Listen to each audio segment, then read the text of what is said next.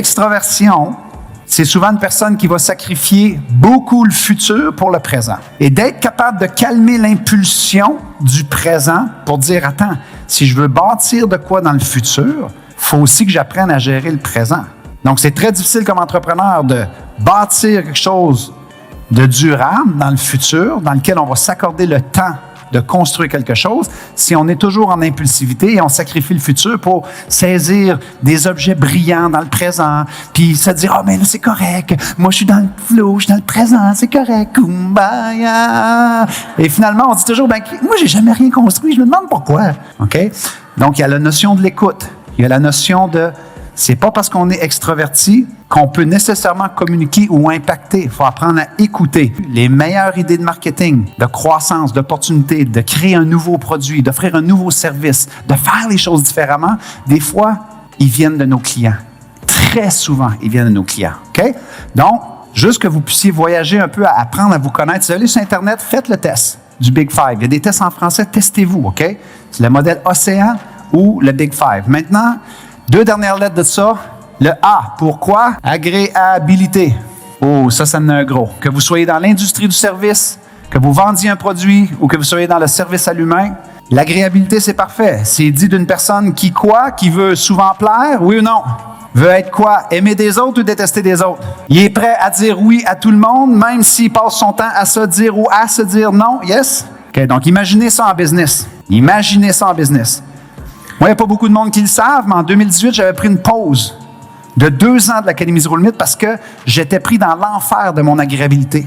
Je n'avais pas planifié, moi, avoir du succès. Je n'avais pas planifié. Moi, je faisais juste ce que j'aimais. Je voulais aider les gens à devenir des meilleurs entrepreneurs, à impacter, à influencer. À un moment donné, quand tout cet amour-là est venu vers moi, j'avais l'impression que je leur devais de quoi? Je devais pas les décevoir. Et que là, à un moment donné, si tu prends ton succès à 100 puis tu fais fois 1000, il y a fois 1000 de demandes. Je n'étais pas capable de dire non. J'étais pris dans cette agréabilité-là. Je détestais mon horaire. Je détestais mon agenda. Je disais oui à des événements qu'une fois j'arrivais à l'événement, je détestais l'événement. Je voulais pas être là. Je savais pas comment m'en sortir. Ça a l'air con, hein? Mais en entrepreneuriat, si tu es toujours l'agréabilité à côté au plafond et que pour toi, c'est important ce que les autres pensent et que tu aimes de plaire aux autres, quand tu vas faire ton contenu pour avoir un peu plus de visibilité, c'est important que tu comprennes que c'est aussi normal que tu déplaises à des gens avec ton contenu, oui ou non? C'est aussi normal que des gens vont dire qu'ils n'aiment pas ce que tu fais. Et ça va attaquer ton trait de personnalité qui veut plaire. Vous me suivez? Donc, c'est super important, guys, de comprendre cela. Ça va vous éviter énormément de souffrance et on va juste comprendre d'où vient un peu cette résistance-là, d'où vient un peu ce truc-là où c'est que vous dites « Oh my God, me semble... » C'est normal. Okay? Maintenant, le dernier trait, neuroticisme. Okay? Qui est une personne qui va peut-être stresser ou faire de l'anxiété un peu plus facilement, voir les choses négatives un peu plus facilement. Ça ne veut pas dire qu'on est une mauvaise personne. Moi, j'ai un neuroticisme d'à peu près 32 sur l'échelle de percentile et je fais un boulot qui est positif. Mais vous pouvez demander à n'importe quel membre de mon équipe ici, je vous garantis qu'on les fait. S'il n'était pas dans la salle, là, puis vous les feriez monter sur scène et dire, quand vous travaillez sur quelque chose, est-ce que Martin, c'est la personne la plus positive de l'équipe sur les résultats qu'on pourrait atteindre? Je vous garantis qu'ils vont dire, es-tu malade? C'est le plus négatif. Parce que j'ai un trait de neuroticisme qui est quand même assez élevé. J'ai dû apprendre ça de moi. C'est weird, je fais une job positive, constructive, j'aide les gens, mais dans ma propre lentille de regarder mes projets, je suis toujours le pire juge de ce que je suis en train de faire. Donc, il a fallu que j'apprenne aussi à regarder mes projets, peut-être avec une lentille un peu plus, on va dire, positive, et m'accorder la chance de dire, attends, le scénario que tu es en train d'imaginer ici, Martin, tu sais que ça vient d'un trait qui t'habite. Tu pars toujours un peu plus bas dans tes projections.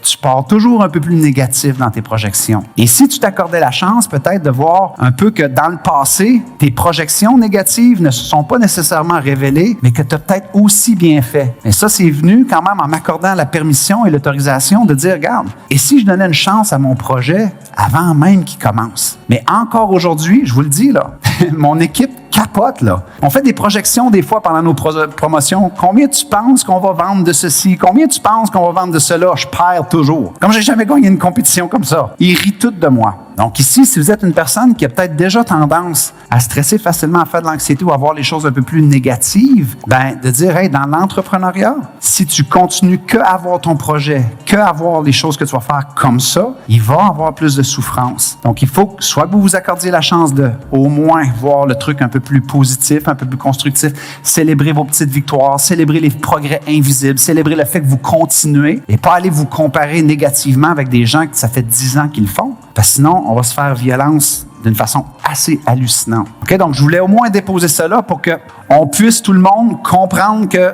c'est bien beau faire de la visibilité, avoir une idée en business, se lancer en business, faire croître sa business. Mais lorsque j'ai entendu Guillaume, il y a 2 ans, m'exposer ça, en fait, c'est une vraie histoire. À un moment donné, on était dans une loge ensemble et il me voit opérer avec mes employés toute la journée. Je parle encore de Guillaume Dulude. Et à un moment donné, on s'en va souper ensemble le soir. Puis il me dit, je peux te poser une question?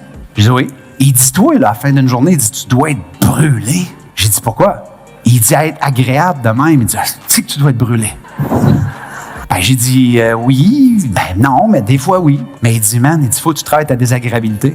Je suis comme, ah, ouais. Alors, une personne que je connaissais à peine venait encore renforcer ce fait-là que ça ne veut pas dire d'être désagréable. Ça veut juste dire qu'il faut que tu saches défendre tes territoires et qu'à un moment donné, ben, t'es mieux de dire non par amour que de dire oui par pitié. Et ça, souvent, c'est quand tu dis des oui à toi par amour, bien là, à un moment donné, tu commences à scorer dans tes choix, dans tes projets, dans la protection de ton temps, à qui tu accordes ton temps. Donc, ça va vous aider parce que ça en prend du temps en business. Des objets brillants dans le présent, puis se dire, oh, mais là, c'est correct, moi, je suis dans le flow, je suis dans le présent, c'est correct, kumbaya. Et finalement, on dit toujours, ben, moi, j'ai jamais rien construit, je me demande pourquoi. Je voulais pas être là. Ce truc-là où c'est que vous dites, oh my God, me semble, c'est normal. Ben, j'ai dit, oui, ben non, mais des fois, oui.